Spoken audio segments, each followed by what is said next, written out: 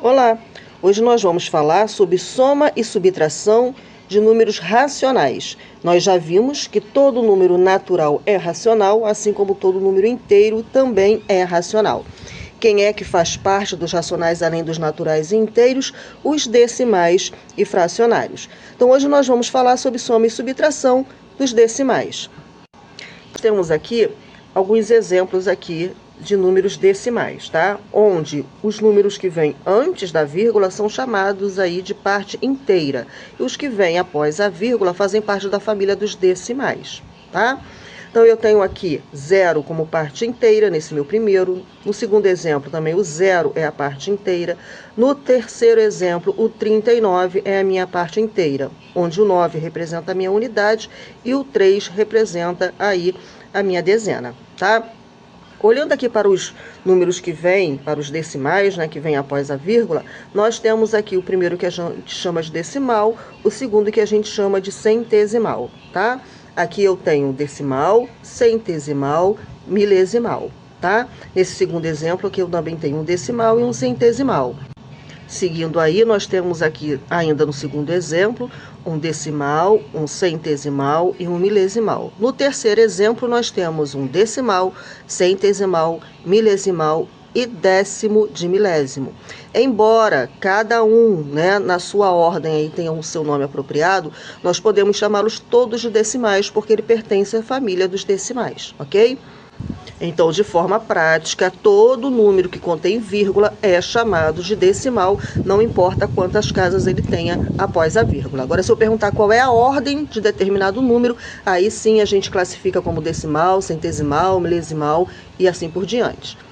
O que é importante para a nossa aula de hoje é saber montar aí a nossa continha de soma e subtração de decimais, ok? Sempre obedecendo a ordem dada pela vírgula, ou seja, nós vamos sempre posicionar vírgula debaixo de vírgula. Então, aqui na letra A, nós temos 0,25, vou lá e vou repetir 0,25, tá? E aí o 0,25 é positivo, depois nós temos o 0,039, que também é positivo, ok? Na hora de posicionar esse número, ó, eu vou obedecer a ordem da vírgula. Então, antes da vírgula eu tenho 0, coloco lá, depois cada algarismo debaixo de um respectivo algarismo. Aí nós vamos observar aqui, ó, que ficou vago. Se ficou vago, a gente coloca lá o zerinho, ó, o fantasminha, para completar o número de casas decimais. Nós já vimos isso, nós já falamos sobre isso também, que nós só podemos fazer operação de soma, subtração ou comparação se nós tivermos a mesma quantidade de algarismos após a vírgula, ok? Já montamos, já completamos, agora só basta aí nós verificarmos que tipo de operação matemática nós vamos ter que fazer. Como ambos aqui, os dois, são positivos, nós vamos então juntar, somar. 0 mais 9, 9, 5 mais 3, 8, 2 mais 0, 2. Vou obedecer a ordem da vírgula, posicionando a vírgula debaixo de vírgula. 0 mais 0, 0. Então, nós temos aqui o resultado da nossa soma. E o resultado é positivo, porque nós estamos juntando dois valores positivos. Vamos agora para o exemplo B aqui, ó, nossa letrinha B. Tenho 0,47, vou lá e vou escrever ele bonitinho, 0,47, e vou ter atenção na hora de posicionar o meu segundo número, que é 1,189. Então, novamente, vou posicionar vírgula debaixo de vírgula.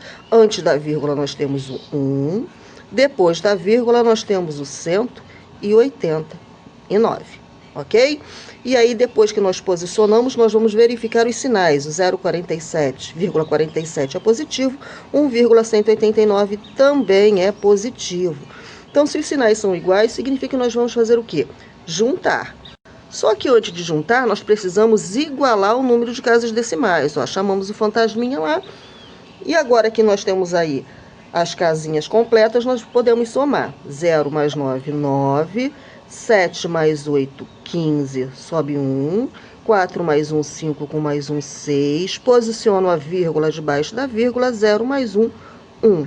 Ambos são positivos, nós juntamos, então o nosso resultado continua sendo positivo. Exemplo C, nós temos aí 39,57 E nós temos depois 0,0197. Então, vírgula debaixo de vírgula, o zero antes da vírgula e o 0,197 após a vírgula, ok? Então, vamos lá. Nós já vimos que todo número sem sinal, ele é positivo. E aqui, o 0,0197 é negativo. Toda vez que os sinais forem diferentes, nós vamos fazer continha de subtração. Só que antes de fazermos aí a operação matemática, nós precisamos igualar a quantidade de casas decimais. Então, tá faltando um fantasminha aqui e o outro aqui também.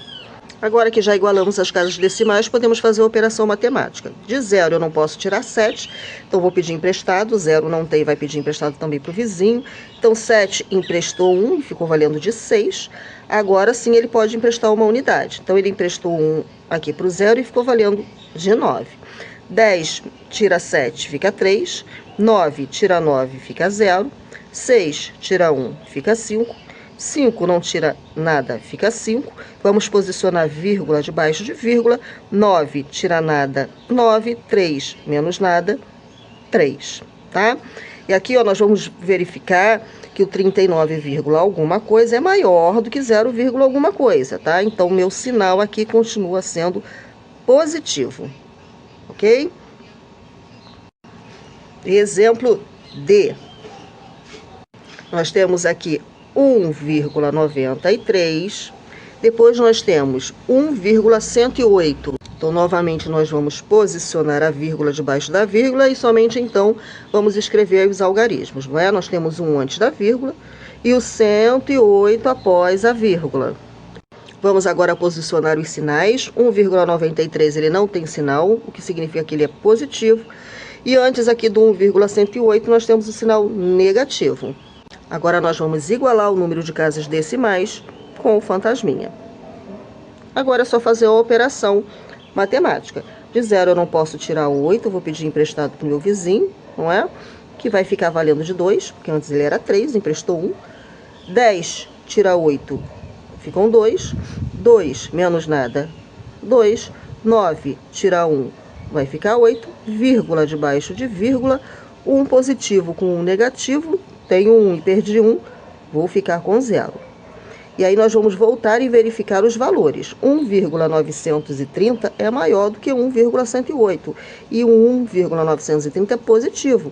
Então, se ele é maior, o meu resultado continua sendo positivo. Bom, além dos naturais, dos inteiros e dos decimais, fazem parte também dos números racionais os fracionários, tá? E aí nós temos aqui duas situações. Fração com os denominadores iguais e fração com denominadores diferentes, ok? Cada um aí tem a sua forma específica de ser efetuado a soma e a subtração.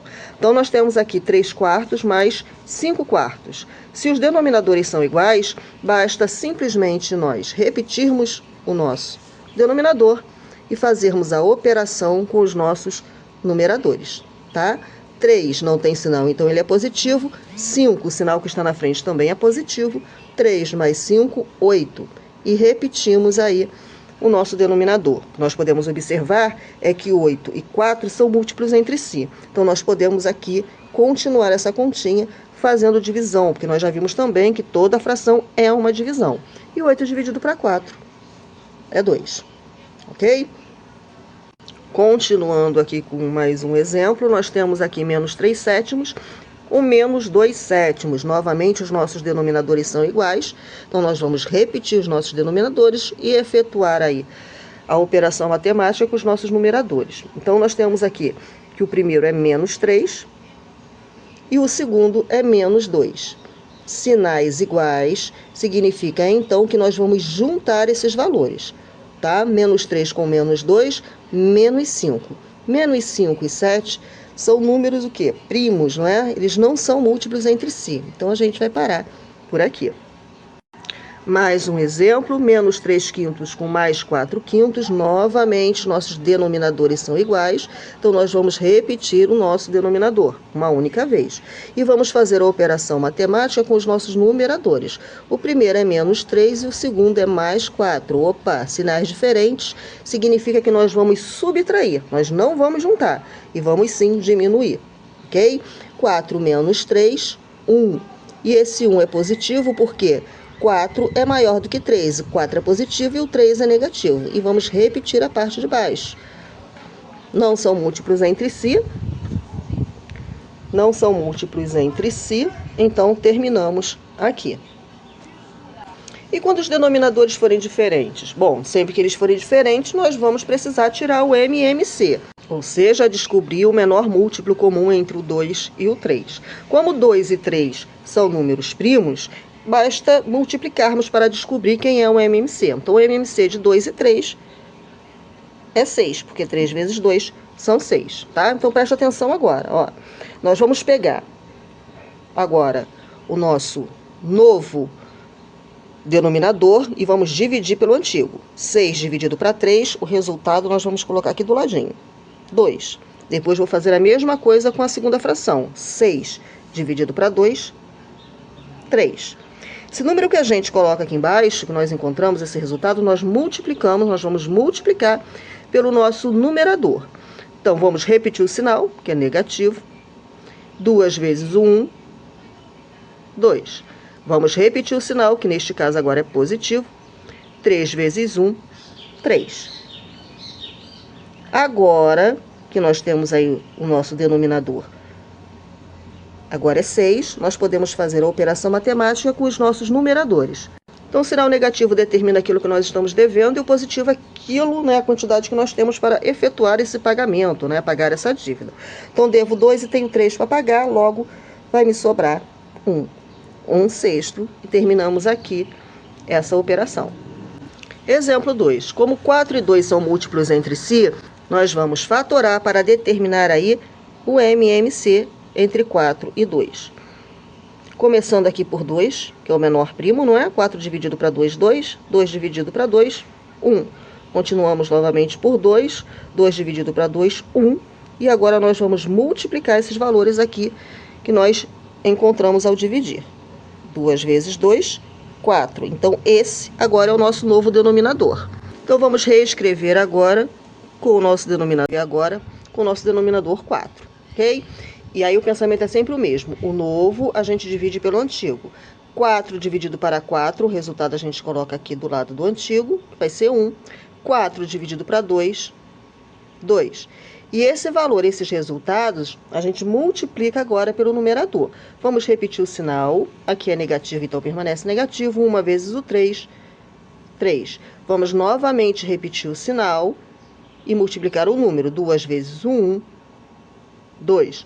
Como aqui os sinais são iguais de ambos os números, então nós vamos repetir aqui o nosso denominador e juntar os nossos numeradores. Menos 3 com menos 2... devia 3, depois fiquei devendo mais 2, no final, devo 5. Então, menos 5 quartos. Podemos parar aqui também, porque não são múltiplos entre si, ok? Espero que vocês tenham entendido, porque o pensamento aqui dos denominadores diferentes é sempre o mesmo. Vamos calcular o MMC, encontrar esse valor do MMC, que vai ser o novo denominador da minha fração. O novo denominador eu divido pelo antigo, o resultado a gente coloca do ladinho do antigo, pega esse resultado e multiplica pelo numerador. E depois sim, enfim, nós fazemos aí a nossa operação matemática. Ok? Espero que tenham entendido. Até o próximo vídeo.